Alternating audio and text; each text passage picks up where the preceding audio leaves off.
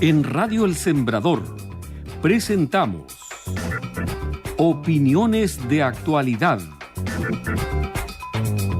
Bien, vamos a hablar de varios temas. Está nuestro invitado ya en el estudio. Bienvenidos a las opiniones de actualidad en esta jornada de día lunes, comienzo de semana, y también aquí en el estudio con nuestro invitado, que es el Ceremi de Agricultura, don Fernando Borges. ¿Qué conversaba? Le dije yo, ¿cómo le ha ido?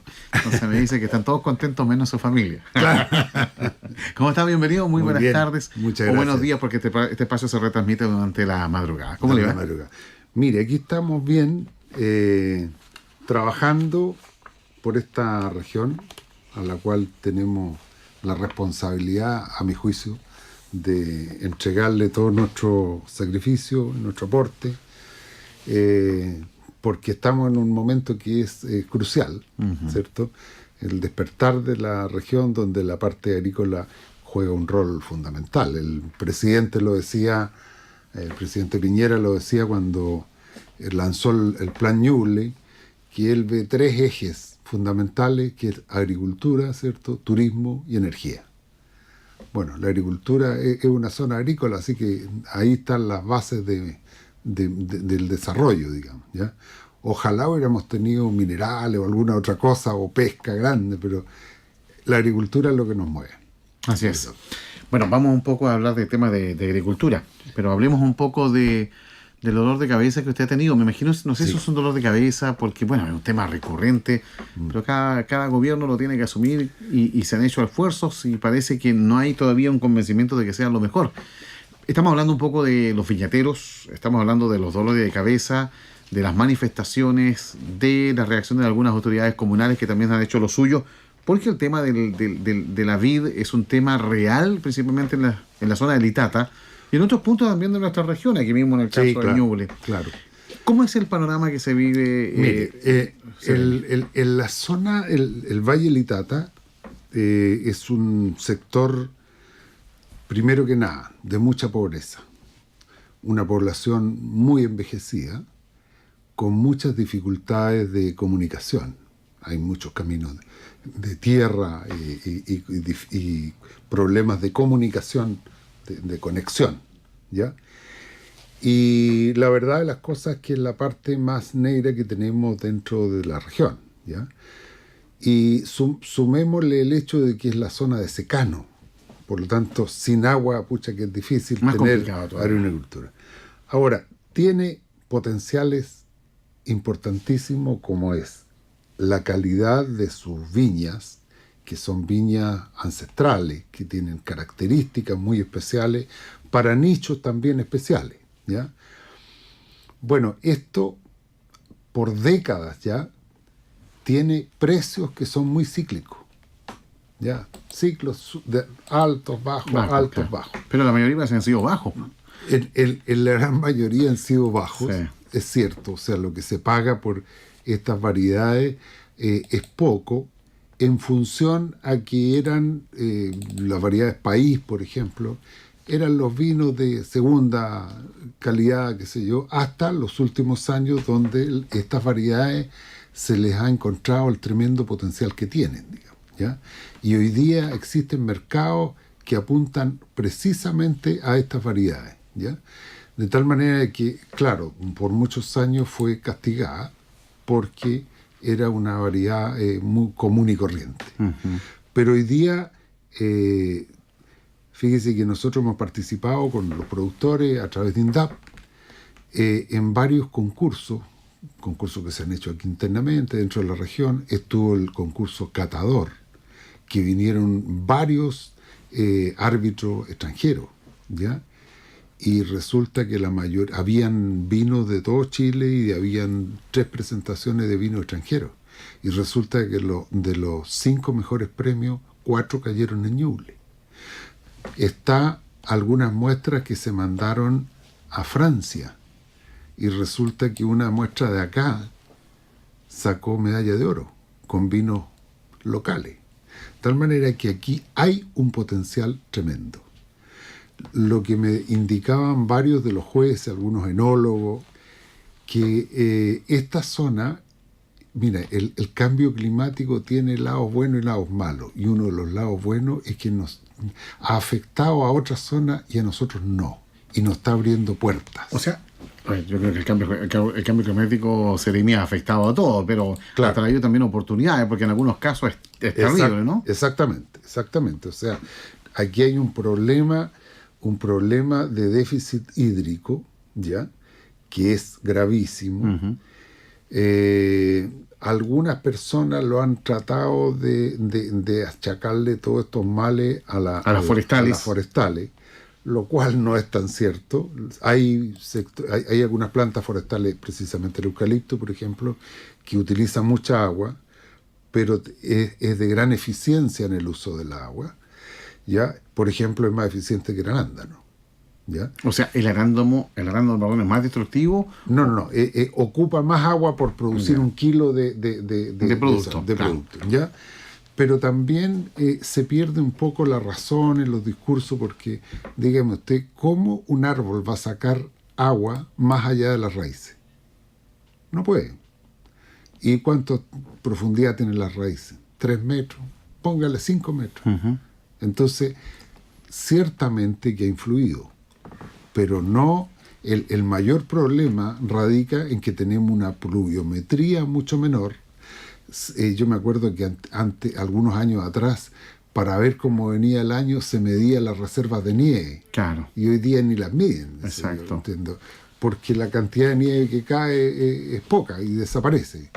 Entonces la recarga de todo eso, de esas napas subterráneas, el año pasado tuvimos una pluviometría de poco más de 500 milímetros y lo normal es sobre 1000. Entonces ahí no hay forestales ni nada, digamos. Bueno, pero eso ha traído ciertos cambios climáticos en una zona más templada, y muchas especies vegetales que se daban más al norte, hoy día las podemos tener acá. ¿Cómo cuáles, por ejemplo? Fíjese que le voy a contar una anécdota. En junio del año pasado estuvimos cerca de la desembocadura del Itata y con el intendente, y nos encontramos un plátano con fruta. Hay paltajás, hay limoneros, ¿ya? Se da la frutilla, la papaya, y si se da la papaya, ¿por qué no se podrá dar la chirimoya o la lúcuma? ¿Ya? Hay varias especies vegetales que nosotros las vamos a probar. Tenemos visto un predio en la zona en Trehuaco, donde vamos a hacer una división, plantación, ¿cierto?, de todas estas especies y las variedades de estas especies, para ver el comportamiento de ellos. O sea, podríamos hablar de una reconversión entonces, más allá de lo forestal y también de lo Claro, vinícola. absolutamente. Fíjese que estamos evaluando, se está haciendo un estudio en este momento. Resulta que el río Itata desemboca sobre 20 metros cúbicos al mar. No tendría sentido que nosotros no ocupáramos buena parte de esa agua, ¿ya? Y el estudio que estamos haciendo con la CNR nos indica que podríamos pensar en regar alrededor de 3.500 hectáreas, que hoy ¿Y día eso son de cómo? secano. Simplemente elevando el agua, sacando agua del río, ¿ya? Hoy día eso es más barato porque usted pone paneles solares y puede levantarla, y esa agua distribuida en distintos sectores, que serían más o menos 3.500 hectáreas. Estamos hablando de las personas o terrenos que están cerca del río. Cerca del río, claro. ¿Ya? Y fíjese usted que si levanta alrededor de 20 metros podría llevar el agua hacia otros sectores también, ¿ya? Pero ese sector que está en toda la cercanía del río son aproximadamente 3.500 hectáreas. Uno podría pensar, empecemos a imaginarnos, ¿cierto? No hay nada concreto, pero podría pensar uno en tener unas 1.200 hectáreas de palto y unas 1.200 hectáreas de limoneros, por ejemplo. Okay. ¿Ya? O sea, podría pensar tener papayas, chirimoya, ese tipo de cuestiones, frutas que están. Fíjese que yo he estado viendo también otras cosas. En los sectores más secos, usted ve que hay tunas maravillosas. ¿Y por qué no tener huertos de tuna? ahora, Hay brevas e higos, también de forma maravillosa. Son de una economía hídrica pero tremenda. Es una de las plantas que ocupa menos agua, ¿ya? Y resulta que existe mercado para eso. El otro día conversábamos con la directora de ProChile y me decía, de brevas a higos, tiene pedidos tremendos de Emiratos Árabes Unidos y resulta que aquí se da fantástico y no lo usamos. O sea, hay una amplia posibilidad.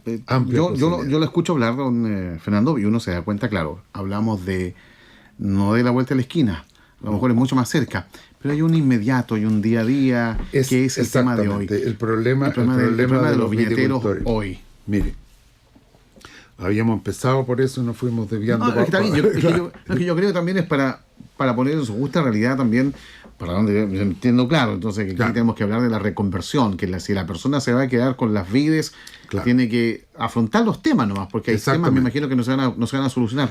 Pero ¿cuál es la apuesta? Lo que nosotros pensamos, exacto, en definitiva, es que la gente tiene que tener claro, y nosotros hemos tratado de buscar información en este sentido, con cuánta viña podría vivir una familia, ¿ya? Y se encuentra uno con realidades bien, bien complicadas. Fíjese usted que en la región del Valle del Itata hay 7.300 propiedades, más o menos. Y eso equivale más o menos a 3.650 productores. Uh-huh. ¿Ya? Resulta que de los 3.600 productores hay un alto porcentaje, ¿ya? Más o menos 3.000 productores tienen menos de 1,5 hectáreas. Y si nosotros vemos cuántos productores tienen menos de 3 hectáreas, son como 3.700. O sea, de casi 4.000 productores, hay 3.700 que tendrían menos. Uh-huh. Menos de 3 hectáreas. Ahora, uno se preguntaría, bueno, un productor con viñas como las que tenemos, ¿puede vivir con eso? La verdad es que ni con mejores precios podría. Entonces, yo creo que el camino de esta gente, convengamos lo siguiente, el 95% de la producción de estas viñas se vende como uva. uh-huh, Y solamente un 5% como vino. claro, o sea que se elabora acá mismo. Exactamente. Si nosotros insistimos en ese mismo mecanismo, todos los años nos vamos a encontrar con estos ciclos. Y la rentabilidad que tiene vender la uva y no vender vino es bajísima. De tal manera de que esta gente tendría que buscar la asociatividad como mecanismo para llegar a producir volúmenes importantes de vino que se puedan vender en mercado internacional o puedan ser exportados. No, nos queda claro entonces. Entonces, vender, como lo dijo el ministro el otro día en Coelemu, hay que tratar de vender vino y no vender uva, porque la uva es un producto que tiene una vida útil corta, ¿ya? En cambio, el vino usted puede tenerlo 1 año, 2 años. Y esperar mejores precios. Claro. Y cuando usted está vendiendo la uva, va a chocar siempre con los grandes compradores. Cuando usted hace el vino, puede también vendérselo a estos poderes compradores, pero eventualmente también podría exportar. Uh-huh. Por mutuo propio. Ahora se abren caminos distintos. Ellos han dicho, todos argumentan, don Fernando, que aquí los temas son a largo plazo, algunos más cortos que otros. Sí. Pero en la práctica, ¿cómo se va a sortear este año 2019 el precio del vino? Mire, están situaciones que yo las vengo conversando con esta hace 1 año. Desde abril del año pasado que estoy en esto. Me he reunido con toda la agricultura 1, 2, 3, 4 veces, ¿ya? Y he planteado siempre la idea de la asociatividad. La asociatividad nos ha permitido, en este momento se crearon 2 centros de acopio, ¿ya? 2 centros de acopio nuevos que no existían. Uno que está en Quinchamalí, otro que está en Ningüe. ¿Ya? Estos centros de acopio, estos 5 centros de acopio, van en este momento, están vendiendo su uva directamente a una empresa, Ya. que es una empresa de Curicó, RR Wines, ¿ya? Que es la segunda exportadora de vino de Chile después de Conchitoro. Ellos le ofrecieron un precio piso, que son 80 pesos, más 10 pesos por tener ellos un centro de acopio. ¿Ya? O sea, eventualmente serían 90 pesos. ¿Ya? Y hay otra cosa que me lo han dicho los agricultores. Con esta empresa tenemos seguridad de pago. Que no con Conchitoro. No, es que lo que pasa es que Concha y Toro está comprando a través de intermediarios. Y la experiencia que han tenido los agricultores, no digo con todo, pero con algunos intermediarios, no ha sido de la mejor porque muchas veces le han quedado debiendo dinero. ¿Ya? Ahora, si la empresa compra a tal precio, uno tiene que pensar que esta persona tiene que tener su margen de utilidad y por lo tanto les va a pagar un poco menos, digamos, ¿ya? Entonces, al vender directamente con esta empresa, nosotros podríamos estar pensando en un negocio de más largo plazo, ¿ya? Estamos haciendo una experiencia, ¿ya?